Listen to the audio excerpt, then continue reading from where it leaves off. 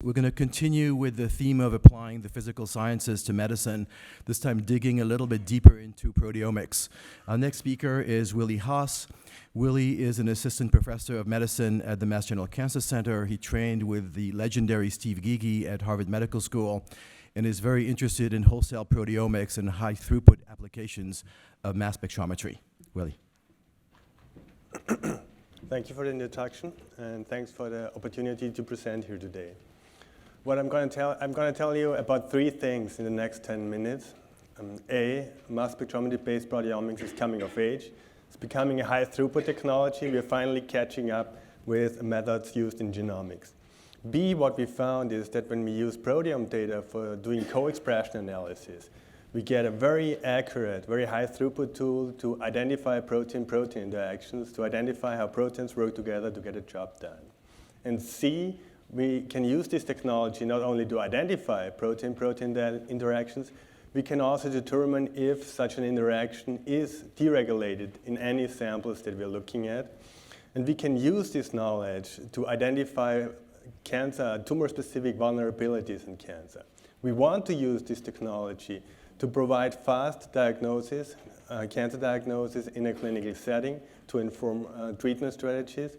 We want to use it to address acquired drug resistance, to identify weaknesses that develop while a cancer is acquiring resistance to another treatment.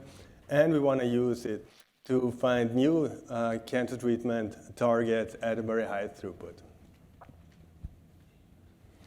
So proteomics is currently undergoing a major technological shift. It's becoming a high throughput technology. This is happening through us now using a barcoding strategy. We call this multiplex proteomics. And this is based on a method that is called isobaric labeling. What we are using here are tandem mass tag reagents, or TMT reagents. And the mass spectrometers we're using are from Thermo Fisher Scientific excellent mass spectrometers. What this technology allows us to do is to simultaneously quantify 10 samples. And what this translates to is that we can now quantitatively map a human proteome in less than 5 hours. So we recently applied this technology to quantitatively map the proteomes of more than 40 breast cancer cell lines. And the most fascinating thing that we found when studying this data set was that when we use proteome data for doing co-expression analysis, we have a very accurate, very high throughput tool to identify protein-protein interactions. So what is co-expression analysis? It's very simple. We just take any pair of proteins from our data set, and we follow their concentrations across all the samples that we're looking at.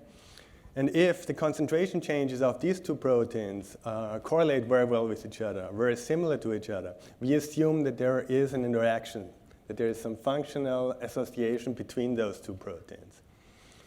So when we did this co-expression analysis on these proteome maps of those 40 cancer cell lines, we also did it with RNA-seq data.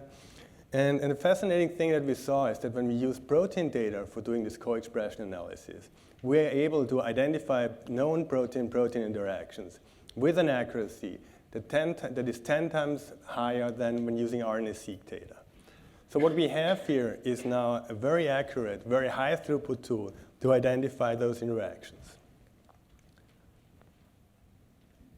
But it's not only that, we can go a step further.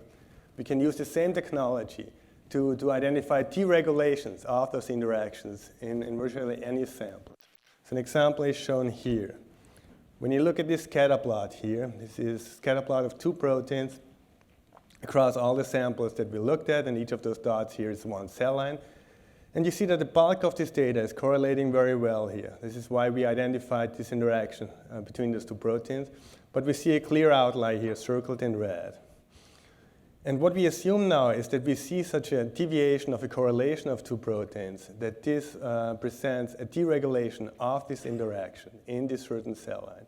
And it turns out that in this case, in this certain cell lines, one of these two proteins we're looking at here is mutated. And we speculate that this mutation is actually causing the deregulation of this interaction.